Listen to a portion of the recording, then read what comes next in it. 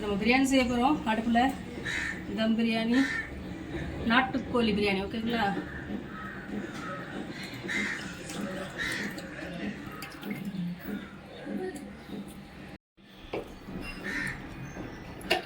ரெண்டு கிலோ அரிசி, 2.5 கிலோ கறி, 200 கிராம் எண்ணெய், ஒரு 50 ml நெய்.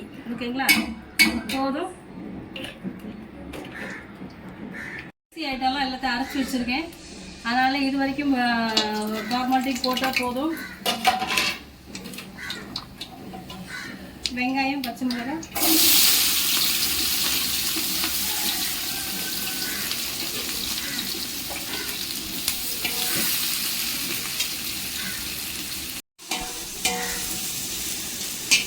தேவையான அளவுக்கு உப்பு. 1 கிலோவுக்கு இப்படி கையில் எடுத்தால் போதும்.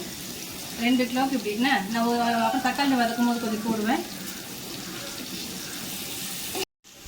இஞ்சி பூண்டு பேஸ்ட்டு ஒரு 3 ஸ்பூன் போட்டுக்கோங்க. நாட்டுக்கோழியில் ஒரு 3 ஸ்பூன் போட்டுக்கோங்க.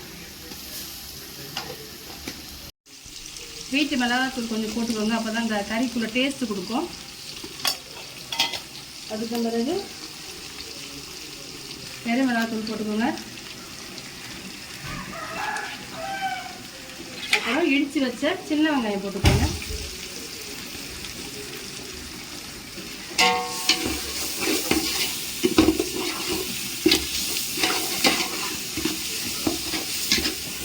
தக்காளி போட்டுருவோம்.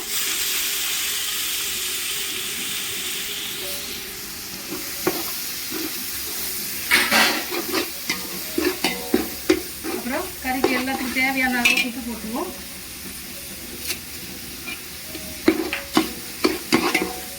கறிக்கு சாப்பாட்டுக்கு எல்லா உப்பும் போட்டாச்சு.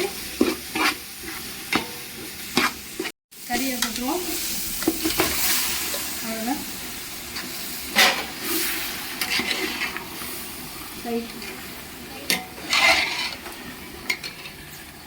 மல்லி புதினா போட்டுருவோம்.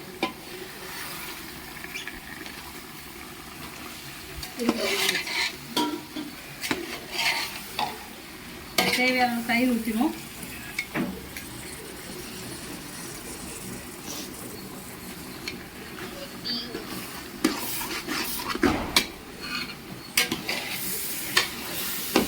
நாட்டுக்கோழி வேக நேராகவும் கொஞ்சம் வதக்கணும். நல்லா வதங்கணும். வேக வரைக்கும்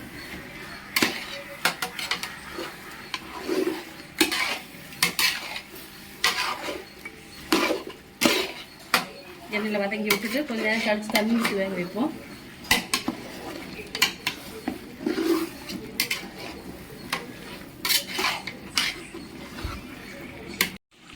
ஸ்பெஷல் பிரியாணி மசாலா நம்ம அரைச்சி வச்சுருக்கோம் இல்லைங்களா?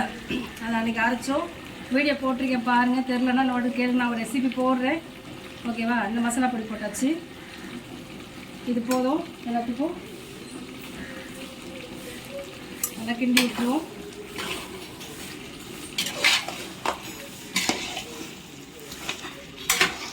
கறி வேக வைக்கணும். நான் தண்ணி ஊற்றி கறியை வேக வைப்போம். நாட்டுக்கோழி இல்லையா? அதனால் கொஞ்சம் வேக வைக்கணும்.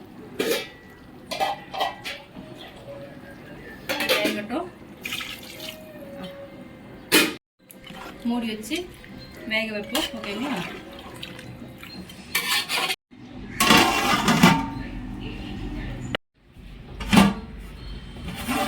இதெல்லாம் எடுத்து கிண்டி விட்டுக்கணும். ஏன்னா அடி பிடிச்சிருவாங்க. அப்பப்போ கழுவிட்டுருங்க. மறுபடியும் மூடி வச்சுருவோம்.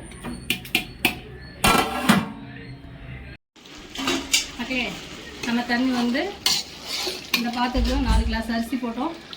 அப்போது 4க்கு 8 வரணும். 7.5 வச்சா தண்ணி போடுவோம். ஆனால் இதில் ஏற்கனவே தண்ணி இருக்குது இல்லையா? கறி வேக வச்ச தண்ணி. அதில் 1 மைனஸ் பண்ணிவிட்டு 7.5க்கு 6.5 வச்சா போதும்.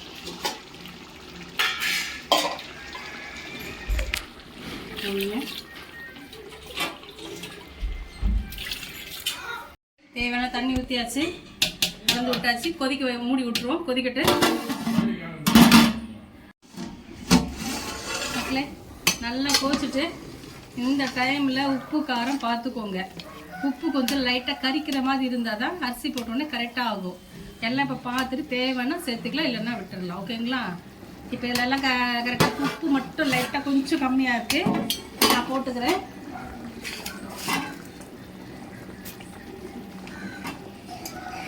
அவ்வளோதான். இன்னும் கொஞ்சம் கொதிக்கட்டு அரிசியை போட்டுருவோம். அரிசி போட்டுருவோம்.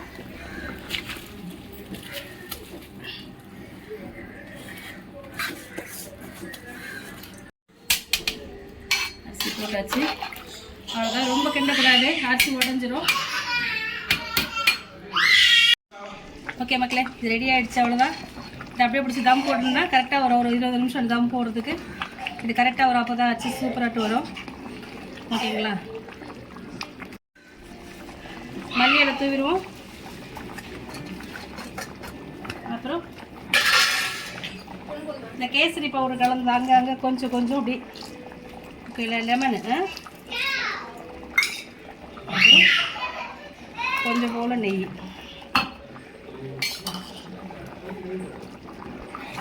அவ்வளோதான், தம் போட்டுருவோம்.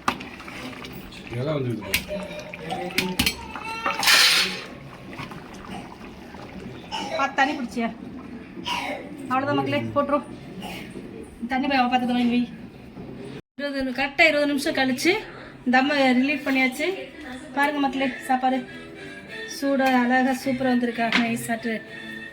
அவ்வளோதான் மக்களே, ரெடி ஆயிடுச்சு. வாங்க சாப்பிட்லாம். ஓகே, இன்னைக்கு காலையிலேருந்து ஸ்வீட் பண்ணியிருக்கோம், பிரியாணி பண்ணியிருக்கோம். எதுக்குன்னா எனக்கு 55வது வயசு பிறந்த நாளுக்காண்டி எல்லாம் செய்வோம். ஓகேங்களா? வாங்க சாப்பிட்றதுக்கு. ஃபஸ்ட்டு ஸ்வீட் வச்சாச்சு. எல்லாம் எனக்கு வச்சிடலாமா? நாங்கள் நீங்களே வச்சுக்கோங்க ஸ்வீட்டெல்லாம்.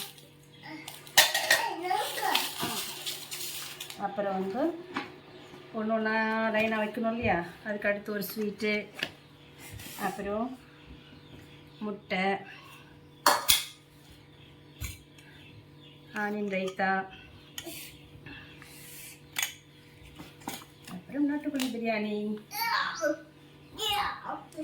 வாங்க மக்களே சாப்பிடலாம். ஓகே, பாய்.